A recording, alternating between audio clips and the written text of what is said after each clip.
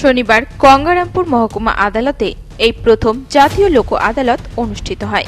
মহকুমা আইনি পরিষেবা সংস্থা কর্তৃক আয়োজিত গঙ্গারামপুর মহকুমা আদালত ভবনে জাতীয় লোক আদালতের আয়োজন করা হয়।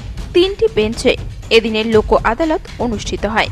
এদিন প্রতিটি বেঞ্চে একজন জুডিশিয়াল অফিসার, আইনজীবী ও সমাজসেবী উপস্থিত ছিলেন। মূলত সকল প্রকার কম্পাউন্ডেবল সিভিল ও ক্রিমিনাল মামলা এবং মামলা পরবর্তী বিবাদ সহজে নিষ্পত্তি করার জন্য এই লোক আদালতের আয়োজন করা হয়। তবে এদিন বিশেষ করে ব্যাংক, মোটর ভেহিকেল অ্যাক্সিডেন্ট, দীর্ঘদিনের বকেয়া ঋণ পরিশোধ বিষয়ের ওপর মামলার নিষ্পত্তি হয়। এই বিষয়ে আইনি পরিষেবার এক সদস্য উৎপল মাহাতো জানান, আজকে এই 2024 সালের প্রথম ন্যাশনাল লোক আদালত হচ্ছে। সারা ভারতের বিভিন্ন জেলা আইনি পরিষেবা কর্তৃপক্ষের অধীন এবং মহকুমা আইনি পরিষেবা কমিটির অধীনে লোক আদালত হচ্ছে।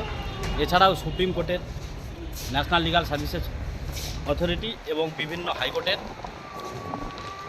স্টেট লিগাল সার্ভিসেস অথরিটির অধীনে লোক আদালত হচ্ছে, জাতীয় লোক আদালত। তো এবং কোথাকার এখানে মূলত এই গঙ্গারামপুর মহকুমা আইনি পরিষেবা সংস্থার অধীনে আজকে যে ন্যাশনাল লোক আদালত হচ্ছে তাতে 3টি বেঞ্চের আয়োজন করা হয়েছে।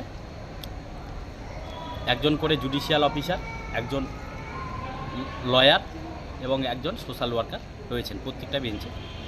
এইভাবেই 3টি বেঞ্চ হয়েছে। বর্তমানে এখানকার চেয়ারম্যান ইনচার্জ মহাশয় মাননীয় শ্রী মনোজ কুমার প্রসাদ মহাশয়, ওনার তত্ত্বাবধানে এখানে ন্যাশনাল লোক আদালত হচ্ছে। বুনিয়াদপুর থেকে শান্তনু মিশ্রের রিপোর্ট, নিউজ টুডে।